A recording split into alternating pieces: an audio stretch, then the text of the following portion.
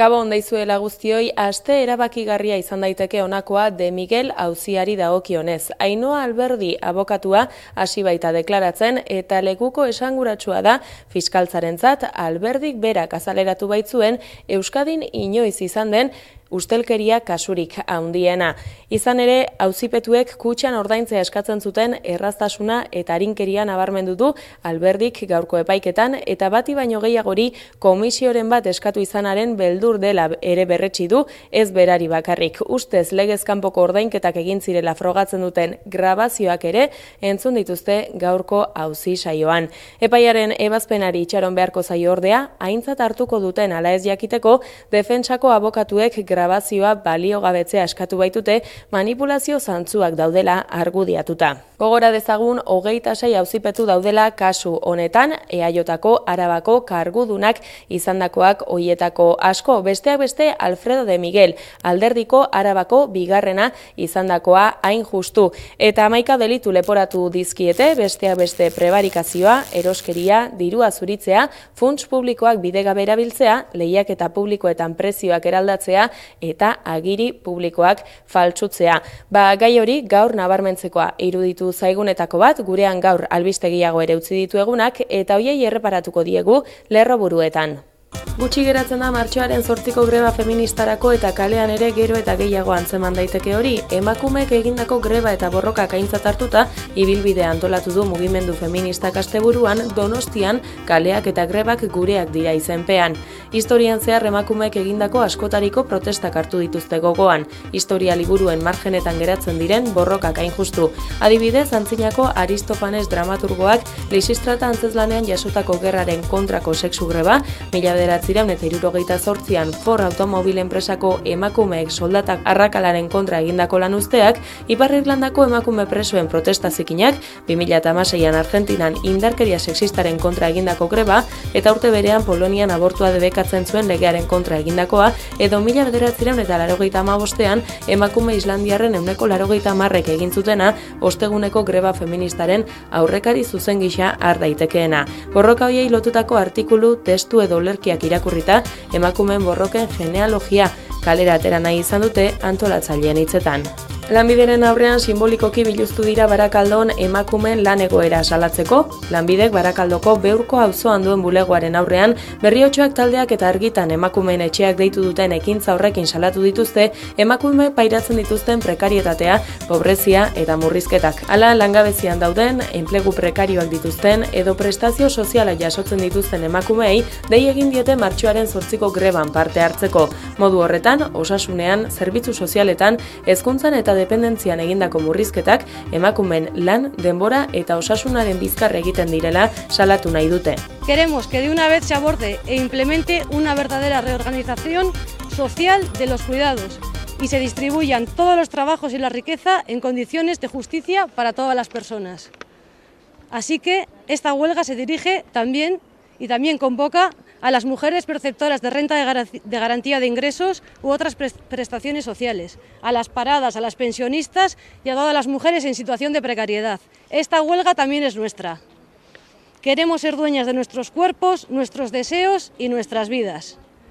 Este 8 de marzo, huelga de mujeres. Emakumeok planto.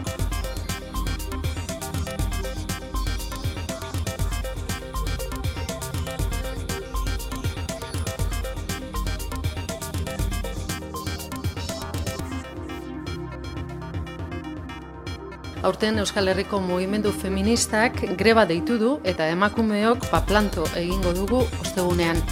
Planto bizitza prekarioei, planto agerikoa den biolentziari, baina baita ikusten ez den horri, violentzia estrukturalari.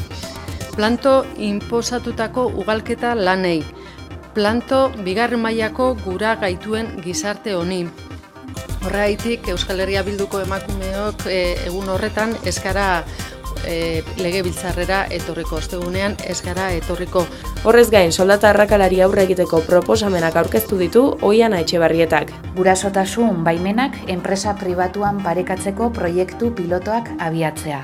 Enplegu eremu maskulinizatuetan emakumen parte hartzea sustatzeko neurriak, industrian hain zuzen. Berdintasun ziurtagiriak enpresetan. Emakumeen parte hartzea indartu nahi dute industria arloan, emakumeak ikasketa tekniko zientifikoetara erakarri eta administrazio kontseiluetan emakumeek bete beharreko derrigorrezko kuotak ezarrita. Administrazio publikoan ez ezik, enpresa pribatuetan ere nahi dituzte gurasotasun baimen parekoak kontziliazioa errazteko. Berdintasun ziurtagiria sortzea ere proposatu dute, enpresek parekidetasunaren bidean urratsak egin dituztela egiaztatzeko. Pentsio duinak izan arte ez dutela etxiko bartarazi dute berriz ere erretiratuek, milaka pentsiodunek elkarretaratzeak egin dituzte eguerdian Donostia, Bilbo, Gasteiz eta Euskal Autonomia Erkidegoko herri nagusietako udaletxeen aurrean, herrialde bakoitzeko pentsiodunen plataforma eta elkarteek deituta, astero egiten ari diren mobilizazioen barnean. Pentsio publiko duinak eta bizitzaren kostuarekin eguneratuak aldarrikatu dituzte eta beren helburua lortu arte ez dutela etxiko ere ziurtatu dute. Astero jarraituko dugu, gero, zerbait lortu arte edo zerbait bideratu arte, ez dakigu noiz arte. Martxoaren 3ko memoria osatzeko pausoa irudikatu dute asteburu honetan Gasteizko kaleetan. 1976ko sarraskiaren kontakizuna biribiltzeko urratsa egin dute. Emakumeen hitzak aldarrikapenen lehen lerroan jartzeko beharra erakutsi dute, barrikadak jarri dituzten emakumeak, gurpilak errez zituztenak, gizonen soldata bera aldarrikatu zutenenak, zaurituak sendatu zituztenenak edota poltsa hutsen martxa egin zuten emakumeen memoria injustu. 1976ko eta egungo borrokak parekatu dituzte eta kontakizun horien bidez martxoaren 3ko biktimen elkartearen aldarria auspotu dute. Egia, justizia eta ordaina gauza dadila 42 urte igaro eta gero. Martxoak 3 elkarteak bere aldetik gertakari haien erantzule izandakoen zigorgabetasuna salatu du. Ezin dugu onartu batzuk kanpoan eta beste batzuk barruan egotea. Batzuk ohoreak izatea eta beste batzuk betirako ahaztuak izatea. Euskal Herrian euskaraz plataformak prentsaurrekoa eskaini du gaurkoan Iruñean, euskarak hizkuntza eskubideen esparruan bizi duen egoera lazgarria salatzeko eta era berean ofizialtasuna lortzeko eman beharreko pausoak aldarrikatzeko. Euskal Herrian euskaraz plataformak mugarik gabeko euskara manifestua argitara eman du gaurkoan. Euskaldunok eguneroko bizitzan topatzen ditugun oztopoak salatzeko eta hizkuntza eskubideak bermatzeko eskatzeko. Hori dela eta euskararen ofizialtasun eta normalizazioa lortzeko bidean datorren martxoaren 24an izanen den manifestazioan parte hartzera deitu dute.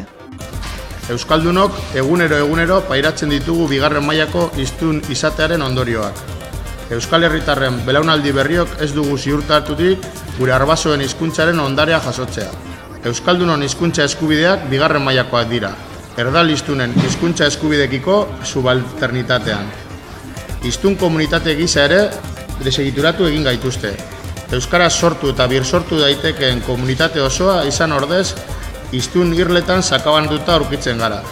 Alderdi guztiek sinatu dute Bilboko segurtasun ituna, EH Bildu, Goazenek eta Udalberrik plana babestu badute ere kritiko agertu dira zenbait punturekin. 2018 eta 2023 epealdiko plan estrategikoaren parte izango den itun horrek 35 neurri bildu ditu segurtasun eredua zehaztea helburu dutenak. Prebentziozko segurtasun ereduaren alde egin dute itunean eta lehentasuna eman diete arriskuan dauden kolektiboei, auzoetako bizikalitateari eta ekitaldi jendetsuei. Ez dugu etziko zuen segurtasuna, zuen bizikalitatea, zuen ongizatea, guztion bizikidetza hobetu arte. EH Bildu, Goazenek eta Udalberrik baiezko kritikoa eman diote itunari, EH Bilduko Aitziber Ibaibarriagak adierazi du segurtasuna gizarte arduratzen duen gaia dela eta ez diotela izkin egin nahi izan. Hala ere, argi utzi dute ituna sinatzeak ez duela esan nahi ez direla kritiko zenbait punturekiko. Uste du proposatu dutenarekin udaltzaingoaren paradigma aldaketa gertatu behar duela. Gure proposamenekin udaltzaingoaren paradigma aldaketa bat emango dela eta beraz, gertukoagoa izango den eta auzoetan errotuta egongo den udaltzaingo batekin lanean egingo dugula etorkizunean. Udalberriko eta Goazeneko bozeramaileek adierazi dute ituna sinatu dutela ardura politikoagatik eta biek kritikatu dute itunak polizia kopurua eta baliabideak indartzean jarri duela arreta. La realización de un diagnóstico que identifique adecuadamente las verdaderas causas de la inseguridad en nuestra ciudad. No nos gusta nada que se vaya a reforzar la plantilla municipal con personal interino. Alderdi Popularra berriz pozik agertu da itunarekin bilbotarren eskariari erantzuten diolako. Este pacto por la seguridad es bueno para todos los bilbaínos. 5.000 emakume baino gehiago elkartu dira Lilatoian parekidetasunaren alde, Itzaletik Argira lelopean 5 kilometroko ibilbidea egiteko Donostiako erdigunetik. 29. Lilatoia izan da aurtengoa eta beste behin ere giro alaian osatu dute ibilbidea parte hartzaileek emakumeenganako gizarte diskriminazioa salatzeko.